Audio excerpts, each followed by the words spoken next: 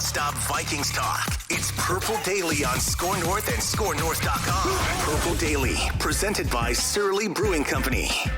Most of the times I worked him, he was not doubled. Most of the times I didn't work him, he was. So I guess they didn't double him just enough to give us the opportunities to give him the ball. But they were pretty intentional about putting a safety over the top of where he was lining up, and we had to get creative with the routes he would run and how we could still get him the football. I'm not feeling the excitement there. I'm not feeling it enough from our guy. The mask? Kirky McClutcherton. It might be the mask now. I don't know. I feel like I can kind of. Previously have to wear the mask. I can see and feel through that mask. Okay. And I just All right, don't feel like maybe he's just annoyed by reporters asking him, similar lines of questioning about why are you throwing it to Conklin so much? Like, oh, now you're throwing it to Jefferson. Why is that? And he's probably like, God, I don't want to have to sit here and explain myself to you. But I wonder if he's annoyed by the reporters' questions or by the coaching staff. Well, okay. Like we'll get into all of this. I feel like he takes a lot. I feel like he's like, Kirk finally turned her loose, and he's like, okay. All right, we'll get into all of this here. There was some interesting posturing by the Vikings after the game in terms of who deserves credit and maybe who was at fault for not doing this beforehand. But this is Purple Daily. This is Daily Vikings Entertainment presented by Surly Brewing Company, Phil Mackey, Judd Zulgad, Declan Goff. We want the Vikings to win a Super Bowl before we die. They took a step in the right direction with a win over the Chargers yesterday. If you missed Vikings Vent Line, be sure to check that out. It was like 90 minutes of just, if only temporary, glorious celebration of Justin Jefferson being targeted an ample number of times for the masses. And if you're watching us on the Purple Daily YouTube channel, specifically on a TCL TV, thank you, because TCL, in addition to being a partner of ours, they are one of the world's best-selling consumer electronics brands, a new lineup of award-winning TVs with the most entertainment, stunning resolution at an affordable cost. Enjoy more of the things you love with TCL. And every single Monday, we either give you our pie chart of blame, which has been the majority of games so far this season, or we give you the pie chart of praise. Now on Mackey and Judd. You wanted better charts that you could see the fine print on. The pie chart of praise. Yeah. You should be singing his praises. That's right. The pie chart of praise. Write this down. Is back for the first time in like a month. We'll throw it to Chef Judd Zulgad here. Oh, all right. Let's see here. I have cooked up a pie that has four parts, so a very fair pie. Everybody gets an ample slice, or do they? All right. Starting at the bottom and working my way up. A 10% piece of pie. Just like us here at Score North. Yeah, just like a gentleman does. Yeah. Very small, just a nice Thanksgiving time slice goes to our guy Zim. Mm-hmm.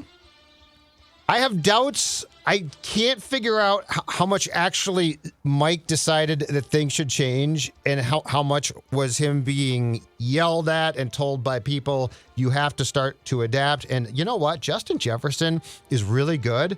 So I'm not going to give him a big piece, but I'm going to give him 10% because it's his team and the play calling finally made sense. So he needs something, but I don't feel like it's a big slice because I don't know if he gets here without some prodding here. And then like he the whole thing, that the quote about, I called Justin in and said, you're going to get the ball more, but I need you to do more. Can we play that quick, Dex? Do we have that one? Come on. Real quick before Dex. Yeah, he shouldn't be telling that to the media. But I did talk to Justin this week, and I told him we were going to get him the ball. I said, you got to do something for me, and that's come out here and practice real hard and do the things you're supposed to do and study and be precise in your routes, and we're going to get you the ball. Yeah. Something for me, I'll do something for you. What is this, you third grade? Hard. Like, you do your homework and you'll get a treat. Come on, man. This guy's one of the best players. He is one of the top, I think, 10, if not 5, wide receivers in this entire league. I hope he said, Mike, this isn't a me problem. Don't talk to me about practice. We're talking about practice. You need to get me the ball. So 10%, right. Mike Zimmer. 25% to a guy who I saw the PFF defensive grades, and Dex pointed this out, and it's incredible, and I don't know how they got here. Eric Kendricks, okay? He led the team with 8 tackles. He had a sack. he had a pick that was absolutely gorgeous that eventually set up a touchdown. Now, I believe, what was his PFF grade, Dex? Like 45. He was the lowest graded player on defense yesterday. He was the third lowest graded player on the Vikings. He was the lowest graded starter on the Vikings defense yesterday. I don't get that one at all. Like, that confuses me. But from the eye test, what I saw was a really good game. They said he was really bad in the run game. He only missed one tackle, but I'm guessing they saw him maybe missing some gaps or something that don't show up in the box score. I am going to contradict them and give Kendricks a 25% piece of pie because I thought that he made a difference. He set the tone defensively, and that pick alone was gorgeous. So 25% Eric Kendricks. 25% Kirk Cousins. He gets a nice piece because you know what? He's got to make those passes. He has to, and he did. And I don't know if he was told, quit being so damn frugal and don't look for Conklin and Dalvin for checkdowns. I don't know if he said, what are we doing here? I have no idea what happened behind closed doors in Eagan. What I do know is that in Inglewood, California on Sunday, Kirk Cousins made some damn nice throws that Justin Jefferson can catch, and it always comes back to what we've said. I don't believe that Kirk Cousins is a quarterback who is heady. I don't think that he's great at making decisions quickly, but I think when he is told what to do, he has the God-given arm talent to do it. And in this case, he did. 25% Kirk Cousins. That leaves a 40% piece of pie. That's obvious. Justin Jefferson. I mean, to have the game that guy did, being targeted the last 2 games, shockingly, both defeats, 9 times and 5 catches. This time, 11 targets, 9 catches, drew a PI on a non-catch, but it was a great play because teams are afraid. I contend there were at least a couple, if you go back and look, plays where the intention was to double him, and they told Kirk, throw the ball there. And guess who goes and gets the ball because he's that good? Justin Jefferson. So a 40% chunk of pie goes to the guy who, I don't care how much teams focus on him, should be a center point of your game plan every single week. 25% to Cousins, 25% to Kendricks, 10% Mike Zimmer. The Rock knows how you feel about pie. Judd and I nearly have the exact same pie chart, almost down to all 4 players and to the same percent. You're my sports son. We had the same pieces of pie we gave out, but just a little bit of different distribution. How'd same Judd do 4 on pieces of timing pie. there? Judd did. Let's see it. 5:12, but that was running for about 15 seconds there. I was under 4. As I was calculating your pie. Under 5. Yeah, you were under 5. Under 5. Give me credit. You're under It's 5. okay. By the way, you can go 20 if it's, Well, yeah. as long as it's not like the 3rd preseason game, you're fine. Yeah. You guys, I had 9 pieces of pie, okay? I was foreshadowing what was to come, and you guys didn't appreciate it. You didn't see my greatness there. Hey, so my pie chart has 5 slices. Dex, my last piece of pie, I'm going to want that, the 3rd down stat that you brought up on Mackie and Judd. Okay. I think you brought that in graphic form about Justin Jefferson targets. Yep, got it. So, but let's start here, okay? Pie chart has The Rock knows how you feel about pie. 5 slices, and we're going to give 5% to Dean Spanos, the owner of the Los Angeles Chargers, for uprooting the Chargers from San Diego, where they had a nice quality I'm not going to say a rabid fan base, but a good quality fan base, a front-running fan base, but they would pack that stadium once in a while to watch their team, and it was a road environment. Well, now, how gracious of Dean Spanos, making room for about 15,000 screaming, ravenous Vikings fans, making it feel like a home game for Mike Zimmer, Kirk Cousins. The offense was communicating freely. They could hear the snap count. So Dean Spanos, 5% for moving your team to a stadium and a location where nobody wants to see them except opposing fans. Very helpful yesterday. We even had a drunk fan as the first caller on Ventline yesterday. He was just apologizing for how drunk he was. So that was great. All right, let's get into the other 4 slices. I took a similar strategy here to slicing my pie as Judd did, and that I'm not going to give too much credit for things that should have been done all along. But I am going to give some credit. 5% to Kirk Cousins for doing his job yesterday. Okay. Throwing the ball to the receivers that give you the best chance at big plays, Jefferson, Thielen. Like in any given game, your quarterback should be looking to get the ball to the best weapons. And I think too much is made out of the things around and above Cousins, like, well, the scheme, well, this, well, that. It's like, ultimately, he holds the ball on every single offensive play. He throws the ball 37 times in that game. He gets to decide. If he wants to throw the ball to Justin Jefferson 28 times, he can. Now, some of the pass plays are like designed screens or like you're specifically designing a play for somebody else. But he can, if he wants to target Jefferson 11 times, he can. If he wants to target him 5 times, he can. If he wants to look at 2 safeties over the top and say to himself, wow, that's a little too risky, I'm going to check it down to Conklin, he has the freedom. Like, he dictates largely who gets the ball and who doesn't. So yesterday, he did his job. He got the ball to the playmakers. Let's stop putting it all on the scheme and Zimmer and coordinators. Kirk Cousins, 5%.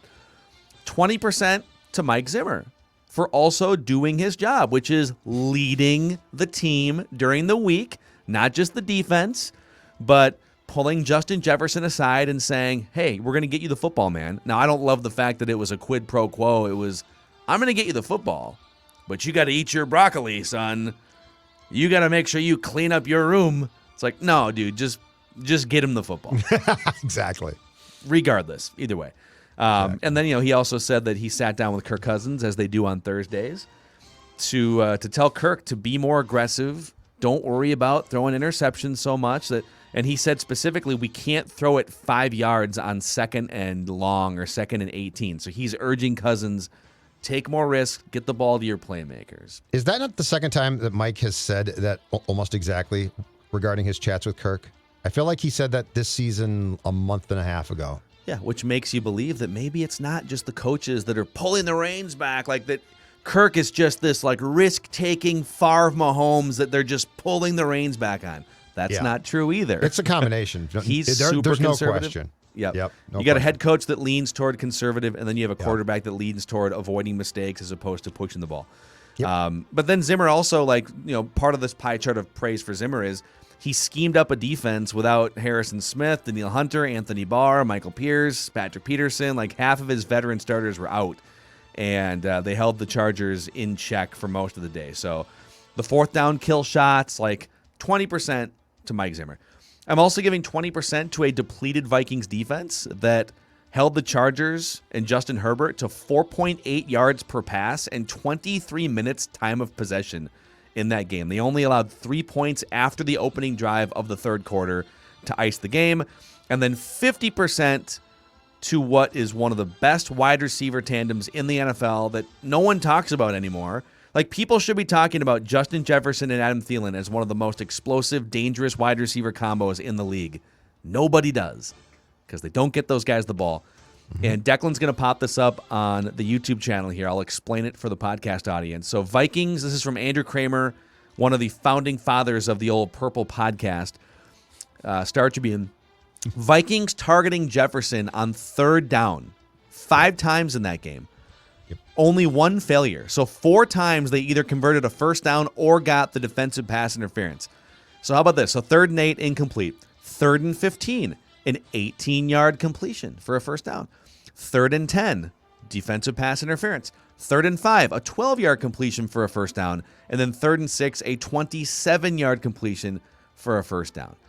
It's funny when you swap out short passes short of the sticks to your backup running backs, tight ends, your 3rd and 4th wide receivers, and swap those out for Justin Jefferson, they magically turn into big chunk gains, and you score a bunch more points. It's great. Eureka. So there. So 5% to Dean Spanos for creating a great home field environment for the Vikings yesterday. 5% Kirk Cousins for doing his job. 20% to Mike Zimmer for doing his job. 20% to a depleted Vikings defense. And 50% to Justin Jefferson and Adam Thielen. The Rock knows how you feel about pie. Your job. Do your job. All right, 6 minutes. 6 minutes is good. The nose. Yeah, perfect. Minutes. All right, yeah, like I said, me and Judd did not we did not collaborate on this pie chart, but clearly both Chef Zolgad and his sports son Chef Dex here had a great idea for a pie chart of praise. I'll start at the bottom. Same with Judd.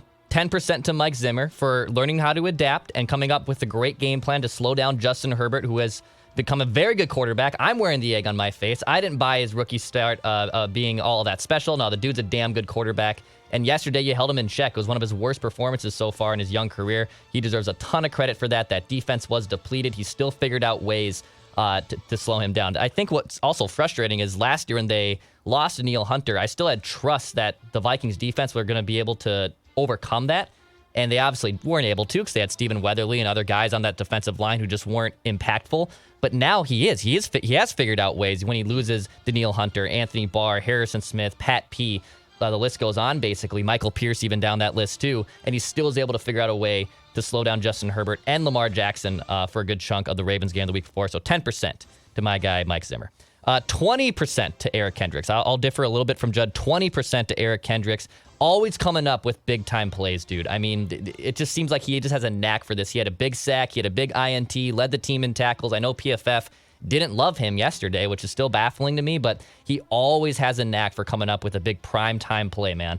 And he's literally turned himself to one of the best linebackers in the league. He's not like a lock-in to get Defensive Player of the Year, but he deserves votes, man. He's a damn good linebacker.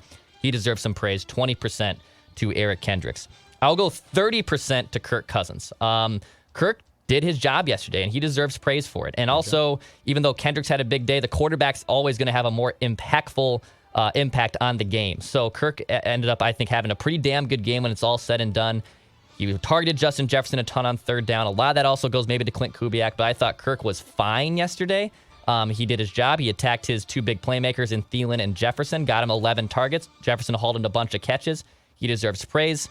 And then my biggest chunk of pie, 40% to Justin Jefferson, having a big-time performance. 40%, huge chunk of pie. Just like me, baby. Ton of swagger out there. I mean, flexing on him, toe tapping into the sideline. I mean, the dude was all over the place. I love watching Justin Jefferson be Justin Jefferson, man. You got to feel that. He flips the ball to Keenan Allen on the sidelines. Like, I love that. I love what he brings day in and day out, and he deserved to have a big day yesterday. So 40% of my pie to Justin Jefferson. So to recap, 10% to Mike Zimmer, 30% to Kirk Cousins, and then Eric Kendricks, 20%, Jefferson, 40%. So, and I also was not timing me on that pie chart. I forgot to hit start. Oh, wow. Oh, I had you at convenient. 19 minutes there, right there. Turn the shot quit clock hogging the off, show. huh? Yeah, I turned. So I you're going to be turned- the guy who times Okay, until your yeah, time comes, and then you're going to turn the shot clock off. No. Okay, guy. Game Clock. clock The just look clock. Yeah, just clock malfunctioned. operator. Oh, I don't know. I'm going to go self-scout. It just malfunctioned. I don't know what happened. That's great. Glad you won the game. Justin Jefferson has now emerged to 6th in yardage among receivers this season. So Cooper Kupp is at 1,000. Deebo Samuel with the 49ers at 882. Devontae Adams, 864. Tyreek Hill, 855. He's played an extra game. Deebo Samuel has played one fewer game, which is amazing. Jamar Chase at 835. And then Justin Jefferson at 775, just ahead of Diggs. Just ahead of Diggs. Right that? there, And Jamar that- Chase and JJ. Dude, Jefferson is 6th in yardage despite having the reins pulled back this season. Yeah. In like He's half that- the games. It's He's nuts. that good. Like, that's the thing. That's the thing that drives you crazy. It's like, what could this guy do if you never pulled the reins back? Yeah. And I think a lot of people are going to say, well, what do you want? He's 6th in yardage. Like, how much more? But, like, watch the games. You know, the last two games before this, you know, he could probably have 1,000 yards right now. And not in a way that takes away from the rest of the offense, in a way that adds to it. Swap out some of these other non-Justin Jefferson targets or runs for targets to your best weapon, man. He is, I think, without a doubt, it's not even close. He is your best receiver. Like, it used to be, Thielen and Diggs are great, right? And we'd go back and forth. And I always thought Diggs was better, but, you know, not substantially. Now, like, that depth chart is it's a duo. Yes, it's a duo, but Jefferson is 1A, B, and C. And that doesn't mean that the rest of the receivers, starting with Thielen, can't play an absolutely very important role. Yeah. But Justin Jefferson's that good. He's special. Like, he is just flat out special. Dude, just one thing to add here, too, is I keep going back to the final offensive sequence compared to what everyone thought the Vikings would do. 3rd and 20, and they're trying to milk clock, but they also don't want to give the ball back because Justin Herbert leads the NFL in fourth quarter comebacks. It's a good sort of crisis offense the Chargers have. They're good on third down. They're good late in games. And 3rd and 20, before that ball was snapped, if you would have asked me, all right, give me like 5 or 10 things that could happen here, I would have said, all right, handoff, straight handoff is probably number 1. Draw play is probably number 2. Yeah, draw play would be good. Yeah. Some sort of scripted, short pass, Screen? like a screen. Like a screen. That's to what a running back or a That was screen to a Conklin. My guess. And then option 5 would have been like a short pass. Yeah, Ham. A short pass, 5 or 6 yards to one of these guys. 18-yard dart over the middle to Adam Thielen was not in my top 5. No. Hell no. And I think like that play should send a message to the entire locker room. Hey, we don't care if he throws a pick on that play. We trust our defense. That's the myth. That's the thing that Mike Zimmer gets wrong about the trusting his defense thing. Ordinarily, he would 3rd and 20. Okay, let's just pack it in here. Let's punt it away and let's trust the defense to win this game. No, if you have full trust in your defense, it allows you to be more aggressive offensively. Because first of all, if you're aggressive and it works, now you build a bigger lead and your defense can pin its ears back, so to speak, to use a football term. I love that cliche. But That's a great if you don't convert or you throw an interception, that's okay because you trust your defense. Right. They'll make the stop anyways. And so for them to get the 4th down and 2 and to go for it, like, God, that is aggressiveness wins in the NFL. Sometimes it'll bite you, but more often than not, applying that level of aggressiveness to your opponent is going to be good for you. And I hope they figured that out yesterday. He doesn't trust them. He's trying to protect them. Like that's why you punt and then lose because you're like, well, if they start at the, if my guy can get that punt to go out of bounds at the 2 and they start the 2, they can't, it's not trusting, it's protecting. But I'm with you. Go for it. Go for it. And the thing I really like too is the Chargers went into that game 3rd in pass defense and last against the run. So there had to be a temptation to try and run. And he still passed. On 3rd and 20, you're saying? Yes, because they ordinarily do run. But they wouldn't have run on 3rd and 20 because the Chargers were bad stopping the run. They would have run on 3rd and 20 because they were scared to do something. But a combination too of saying we might break it. You never know. Yes, it was refreshing to see as a fan of football. It was refreshing to see something that made sense. Yep. So, all right, let's also transition here. So when the Vikings win, we give you the pie chart of praise, but we also balance it out. How you feel about pie. We'll get you nitpicks in a second, but Surly, Judd must be furious. Is this your post-game preach, as we're calling it? Yes. So yes. Brought to you by our friends, Surly Brewing. I was actually for Birthday 52 Saturday sipping on a couple of Furious IPAs, watching college football. It was delicious. This is the post-game preach. And again, I read from Surly, you must be furious, post-game preach. Go ahead, John. I could ask where Sunday's performance has been. I could say we told you so, and that to ignore the aerial attack is to ignore the potential for the delicious taste of a Surly after a win. But I won't. Instead, the post-game preach, a.k.a. the Surly Sermon, is here to teach. And I only hope that Philip John Fleck spent Sunday watching the Vikings do what his Gophers did not. This is put on a clinic, and I will now speak in Fleckonian, a clinic in OAF, opportunistic, aggressive football. The field of life does not present a lot of chances, but it did for the Gophers against the Hawkeyes, and instead of embracing opportunity, they backed down from it. The Vikings on Sunday did the opposite. It's the difference between wins and losses. Embracing OAF is a decision one must make, and until Philip John realizes this, no amount of contract extensions will fulfill him. That's your post-game preach, a.k.a. the Surly Sermon. This guy right here. This guy right here. Kudos to the Vikings. Hopefully, Philip John Fleck learned from it. Junior. Yeah. I don't think Philip John Fleck. I think Philip John Fleck loves himself some Philip John Fleck and doesn't do a whole lot of This is why we're here. observation of what other coaches Are we not the may or may not be therapists doing. in this town? Yes, we are. I don't draw the line of Certified. fans. I don't draw the line of fans. I'll help coaches. I'll help players. Anybody who needs me, I'm there. Yeah.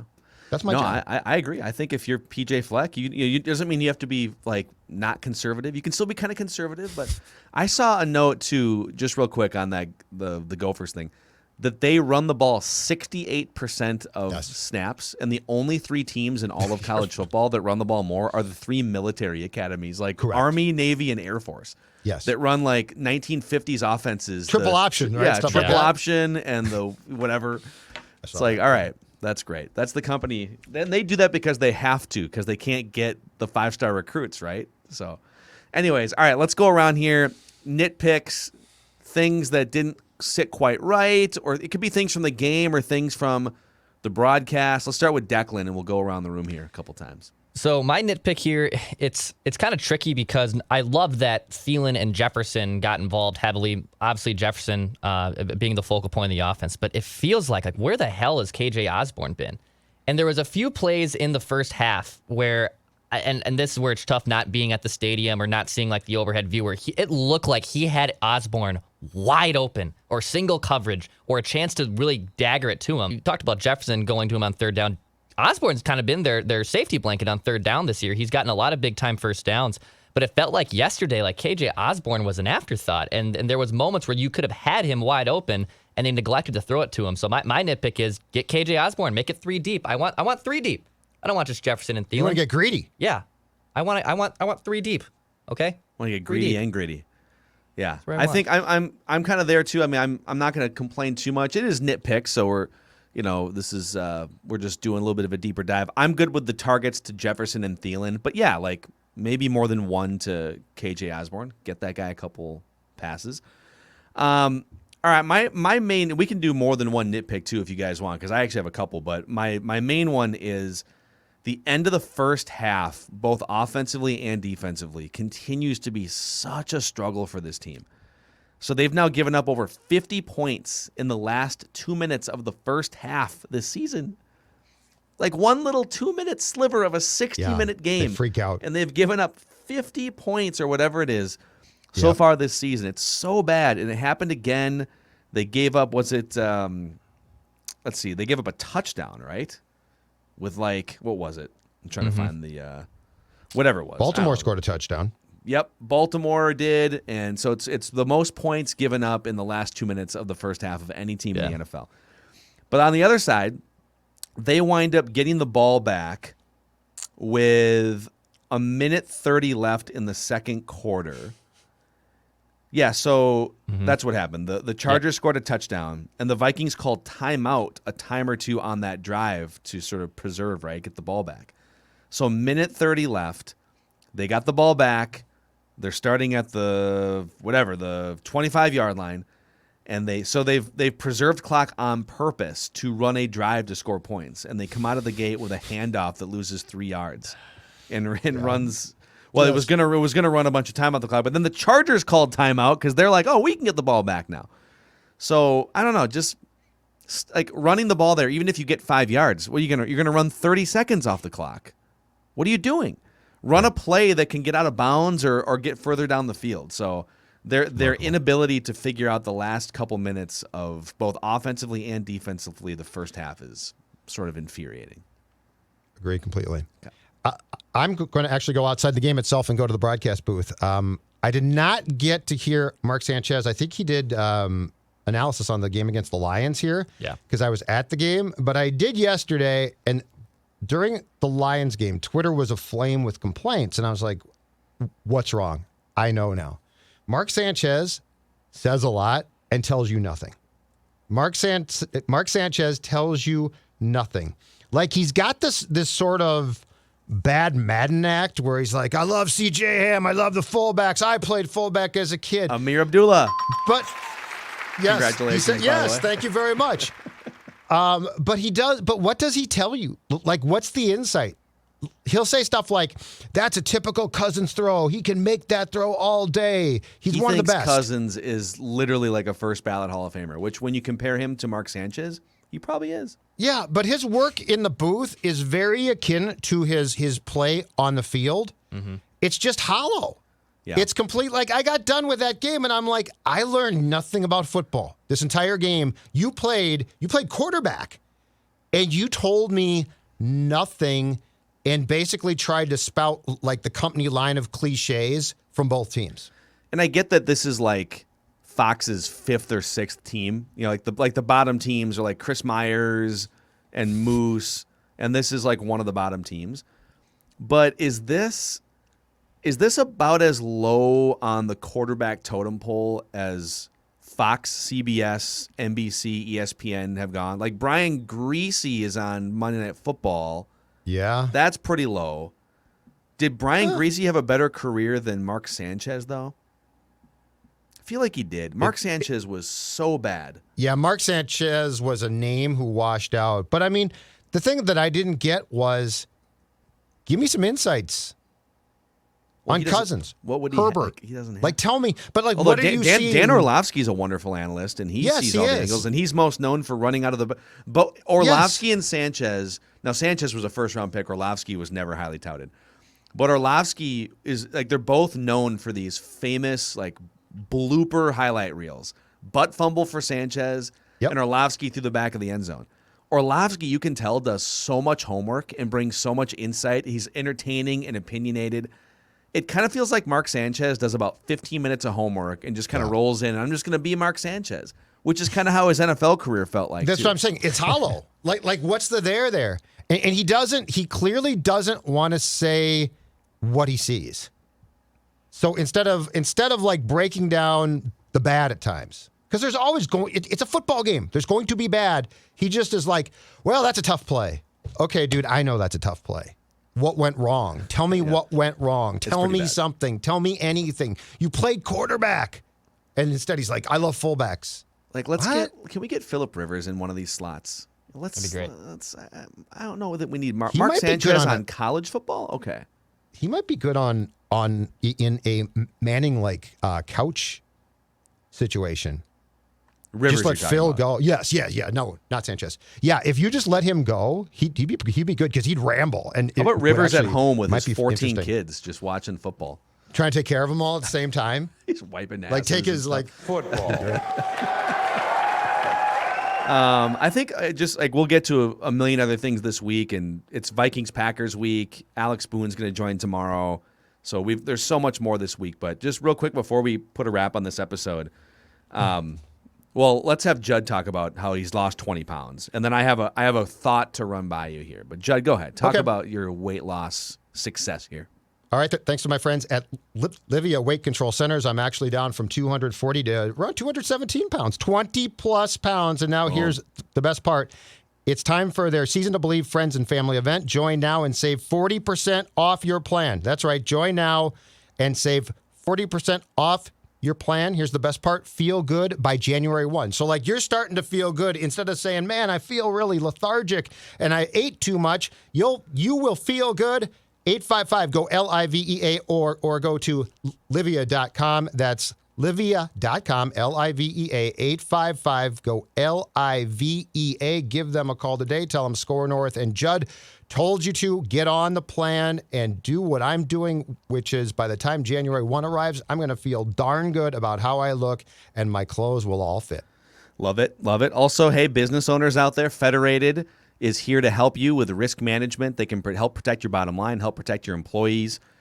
Find out more about all the tools and resources that they provide, all the great people. You know, also think about, you know, if you have a business that could be impacted by winter weather in some way, Federated's here with materials for you. Federatedinsurance.com, and remember, at Federated, it's our business to protect yours.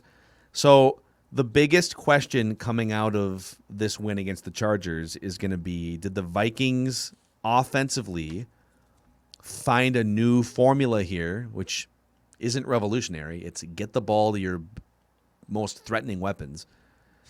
Did they find a new formula they're going to stick to? And who was the driving force behind the new formula? Because I give Zimmer credit. Judd seems to be giving Zimmer less credit. I'm just curious to see how this all plays out going forward. Has Zim turned into a new man here? And because he talked about throwing the ball down the field in the preseason too. He made a couple comments during preseason games. Let's drive the ball down the field. So I give him credit because this has been something he's wanted to see all season. Now, why it hasn't happened more often, it's happened in some games, but why it hasn't happened more often is an indictment on Cousins, Kubiak, Zimmer. So your level of confidence that they did turn a corner here, that they are finally going to just be more aggressive. And then do you think it's Mike Zimmer driving it all? Or I know Judd thinks it's like some...